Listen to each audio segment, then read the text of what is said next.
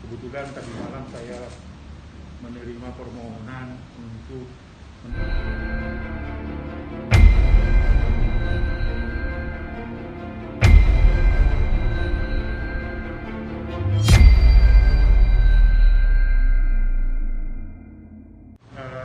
berdasarkan laporan dan kehadiran dari Bu Yunita itu adalah persyaratan untuk kita bisa memberikan rekomendasi apa yang ingin kita sampaikan terhadap problem yang dihadapi oleh Ibu Yunita.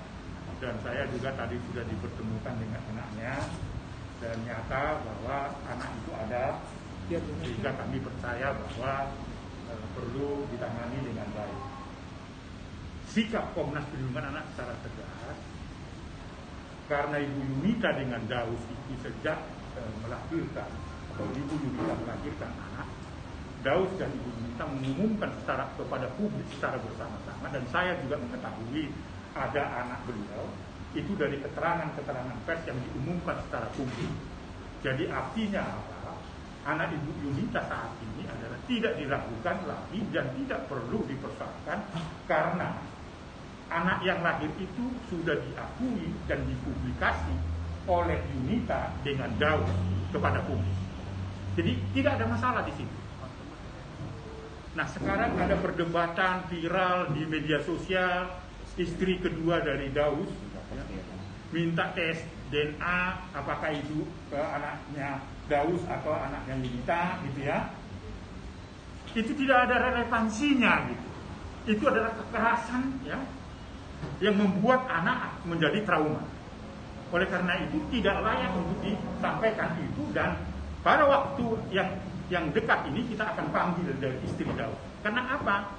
Karena setelah diumumkan itu anak mereka berdua, setelah terjadi perceraian di antara mereka dan Daus itu menikah beberapa kali, istri yang sekarang ini mendebatkan itu sebenarnya Daus itu ya sebelum menikah pun itu memberikan nafkah. Kasih sayangnya ada. Lalu apa hubungannya istri yang ketiganya Daus itu mengatakan perlu enggak ada urusannya, itu kekerasan. Sekali lagi Komnas Perlindungan Anak akan memanggil segera dan memanggil Daus juga. Daus itu juga harus mengatakan bahwa itu anaknya. Jadi artinya istri yang ketiga mengatakan itu, apakah ada diskusi antara Daus dengan istri ketiga mengatakan itu, kan itu harus menjadi persoalan. Dalam waktu dekat Daus dan istri yang ketiga akan saya panggil di sini untuk memastikan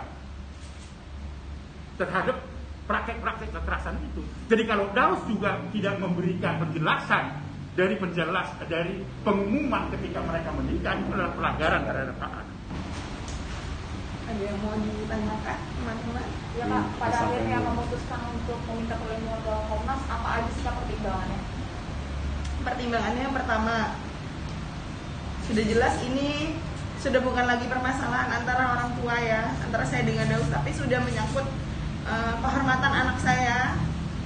Karena anak saya juga pasti bertanya-tanya di dalam hatinya kalau misalnya dia akan dites DNA, pasti dia bertanya-tanya apakah dia anaknya papinya atau bukan. Terus nanti dia akan tanya, papa saya ini siapa sih sebenarnya gitu. Dan ini untuk masa depan Ical juga, supaya tidak jadi cibiran orang atau hinaan orang gitu. Seperti itu. Pak, kalau boleh tahu sekarang usia berapa anak? Abang Ical udah 9 tahun. Udah 9 tahun. Nah, sejak kapan sih nggak diberikan nafkah oleh Daus? Bulan September 2020. Oh, sejak Desember itu. Tapi Iya. selama ini dia selalu memberikan nafkah. Alasannya apa? Kenapa tiba-tiba berhenti memberikan Itu nafkah? tiba-tiba menghilang, Mbak, ditelan bumi. Jadi semua akses itu diblok, kayak Instagram, WhatsApp, dan lain-lain. Intinya ini si anak tidak bisa lagi menghubungi bapaknya.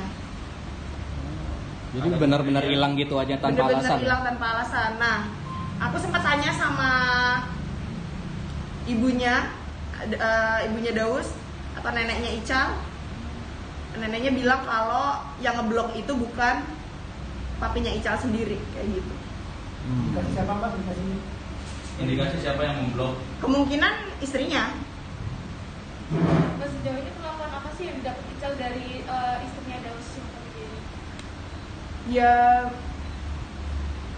selama ini ya, yang saya tahu memang hubungan mereka itu nggak terlalu dekat gitu ya, dan memang ketemunya itu kan jarang gitu loh.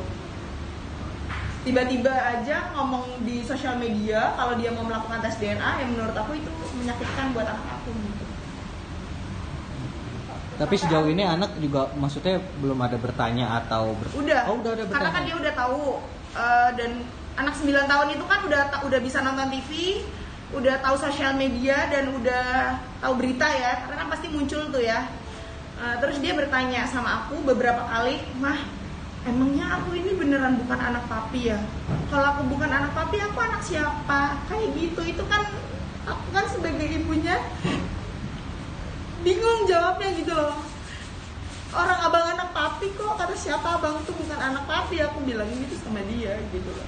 Karena 1 bulan ini tidak ada permintaan maaf atau pembelaan dari bapaknya, makanya saya putuskan untuk datang ke Komnas Anak untuk meminta saran kedepannya ini baiknya seperti apa untuk kebaikan anak saya, seperti itu.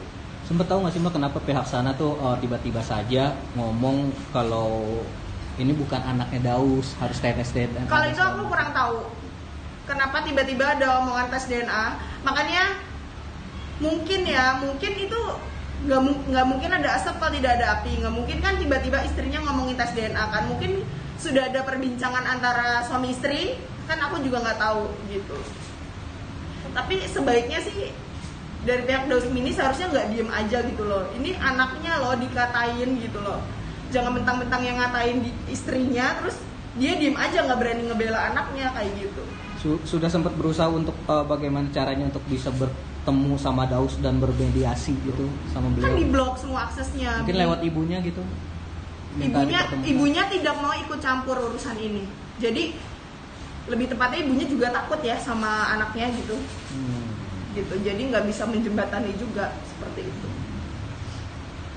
Tapi kalau hubungan sama ibunya Daus masih baik? Baik, sama keluarga Daus, sama tantenya, sama ibunya sering masih nelpon Ical gitu, masih video call, masih. Tapi kalau bapaknya enggak ya.